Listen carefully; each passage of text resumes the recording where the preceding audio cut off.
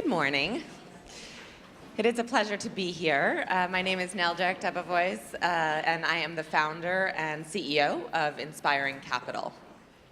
It's a wonderful thing, I think, that this event is happening as a woman entrepreneur of a soul-founded company that thinks about bringing our impact and purpose into the workplace to make it more productive, inclusive, and human. I think the topics of today are super salient and important for what I'm working on every day. So it's a joy to be here with you.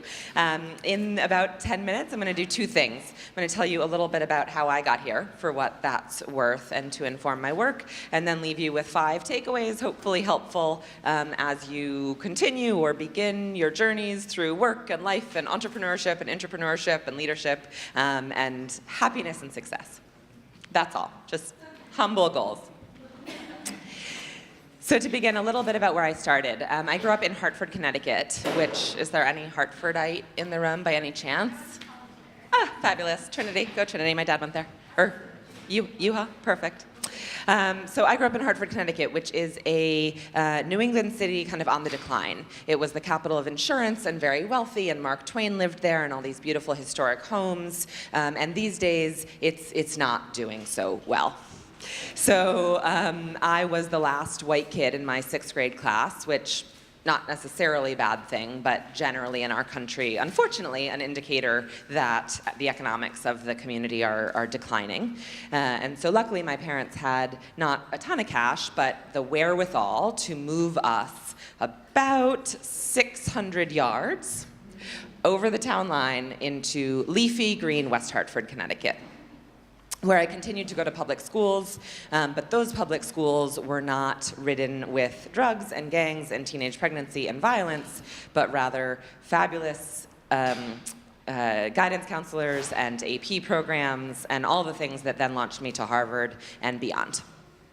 Right, so I had this very early, 12-year-old visceral experience of the zip code problem in the United States and global inequality more generally. So that's kind of my problem that I am now an entrepreneur trying to solve. Again, a small one, right? Like American education and global inequity. So contributing in some small way, hopefully. But that all launched me to my career, which started with about 10 years of work internationally in youth development and learning. And so in 10 years, I worked first in kind of institutional global development type organizations, UN, World Bank, and so on. And I got really frustrated. It didn't feel like the most effective or efficient way to move resources and solve problems. And so I thought, I'm going to go to business school, actually, because Coke seems to be really good at moving things around the world very efficiently and effectively. And so what are they doing that we don't know? In the meantime, I had one of those say yes opportunities. I met a private equity investor through my former job who said, I have all this money and I have a building in my hometown and I want to help children. It's like, all right, that's like really charming and nice. It sounds really uninformed and not very scientific and not very likely to be successful or impactful. So why don't you make a plan and find out what the children need and who else are helping the children already? He was like, oh, okay, that sounds like a fine idea. Why don't you go do that for me? So I said, okay, I have a few months before I start school and continue my path. And those few months became about 5 years. And I built a program model first in the West Bank in his hometown, and we were able to expand in Lebanon, almost in Egypt, but those were hard years in that part of the world, so didn't get as much done as we hoped. But also in that role, I kept hitting my head against this very low ceiling in the nonprofit world of how big you could get and how much you could do. Despite funders saying, we want to scale things that work and we need to bring these small ideas bigger, there weren't actually pathways to do that. And so that was really frustrating to me because our model was not rocket science, but it was working. It was simple, community-based, really cost-effective, and it was frustrating to me that we couldn't level it up.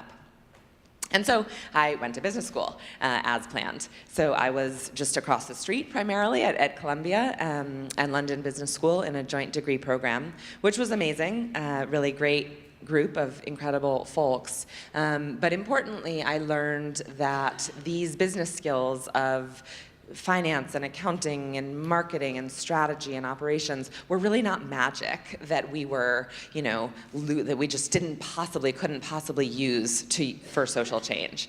So that was like, oh, okay, right. These are skill sets, these are tools, we can just lay these over to social problems.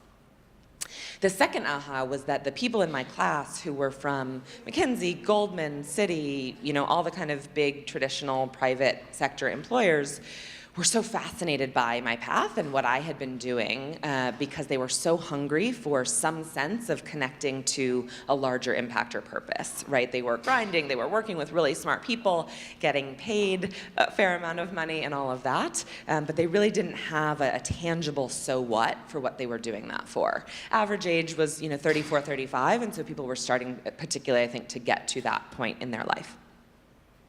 Whereas I was coming saying, I'm so frustrated, like I haven't been, it's so tiny and micro what I've been doing in the face of these huge social problems. So it was really interesting to hear that desire. So after I finished school, I thought, I've never had a real job in New York. I had been out of the States for 10 years, so I'll plug in somewhere, and figure out what's happening in this kind of impact investing world. Did a lot of research, did some consulting, and did not find anywhere that liked me enough, or that I liked enough to convince them that they liked me to hire me. And so when you can't get a job, what do? You start a company. It was perfect time with all the student debt that I had accumulated. And in 2013, I started Inspiring Capital. So just briefly what we do, we're on the interwebs, glad to hear from you if anyone's interested. We help people figure out what they love, what they're really good at, and what they need, and then plug into the needs of the communities around them, right? So it manifests in workshops. We work with MBAs, we work with undergrads, we work with women looking to re-enter the workforce after a break, which we know is a ridiculously difficult gap. And then we work with companies internally, helping develop and retain their people. So it's been great. It's been a wild ride, as entrepreneurship is, but incredibly empowering and rewarding, and I wouldn't do anything else getting up every morning. So those 5 takeaways that I promised from these years, the first thing I think is really, really important, always as number 1, is really get to know, first of all, and along the way, get to love yourself. That self-care piece is so, so important, and especially as women, we are wired and socialized to be worried about everybody else first, right? And it's the oft-used, somewhat morbid, particularly in recent events, metaphor of putting on your oxygen mask first. But I think that's just so important to really not only say and repeat, but remind ourselves and remind our friends and our daughters and our sisters, because if you're not in good shape, do not fool yourself, you're not helping anyone around you in the best way that you could be, right? And so whatever that is, 5 minutes on the subway without your phone, eyes shut, or a run, or a bath, or a meditation. I don't think shopping is probably the best version of this, but just find something and be really disciplined about that. I think ideally daily, literally 5 minutes, right? But that's just such an important starting point for whatever you want to do, whoever you want to be in the world. The second piece is to really know your problem that you're solving. If you're an entrepreneur, if you're an intrapreneur, everybody hopefully is solving some kind of a problem, right? So know that problem intimately. Why is this the problem? What is the root cause? What's going on? And then from there you can build a solution, right? But I think we tend to jump to a solution or a fix when actually most of the problems that are worth spending time solving are really complex. So be sure you're really digging in to get to those root causes. The third thing that I think is important to remember, again, this speaks particularly to women, I think, or to the feminine in all of us, perfect is the enemy of the good. You may have heard that before, but another really important one to remember, especially if you're starting something new, a company or internally, right? It is never going to be perfect. Newsflash, sorry. You are never going to be perfect. I am never going to be perfect, and our products and our projects are never going to be perfect, right? And so it's the Reid Hoffman of, if you're not a little embarrassed of what you shipped the first time of your first product, you waited too long. And when I look back to the first years, I'm like, oh my God, I can't believe people paid us and are still talking to me. But just get it out there, right? If you know your problem well and you have some version of a solution, people are going to be so happy it's out there that they'll forgive you a lot. So perfect is the enemy of the good. Get it out there. The fourth thing, I think more tactically to entrepreneurs and/or to investors in the room, venture capital is a great tool. It is not the best way to fund most businesses. So it has been very dramatized and very celebrated, and it is very kind of sexy and fun in a Mark Zuckerberg media world. That's getting a little bit complicated these days, but I think we still have that notion. The former panel mentioned that one person, that bright idea, you raise $5 million, you buy a ping pong table, and then you go public. Turns out that's not actually the best way to build most business models, right? It serves a very specific thing, but like knowing your problem, you need to know your numbers, know your revenue model, know your costs, know your market size and your potential for growth and your desire for growth before you take on VC funding, because it's not that they're jerks, it's not that they're evil, but they have a very specific business model with customers of their own to answer to, and so they have to look for companies that are going to do certain things in the world, right? And if you don't want to fit that model of growth, it will be a problem for you if you take. It will be very hard to get that money. If you manage to get it, it will be problematic later. So think a lot about, there are different funding options out there. And then just a final thought for the day is something very magical, and I'm going to give you a little bit of dramatic pause while I make sure that I remember what I was going to share. I'm sure it was good.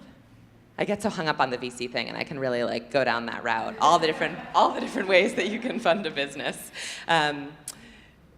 This was not exactly it, but what I will leave you with is just to not feel alone, right? I think that it's really important, especially in a day like this. We're heading into lunch.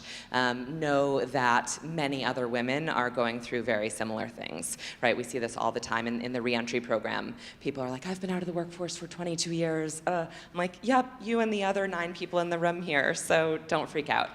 So wherever you're at, whatever you're trying to do, graduating from college, starting a business, shutting down a business, trying to get a job, you are not the only one doing that, and so have a little compassion and humility and ask the person next to you what they're struggling with, and you can help each other. Thank you.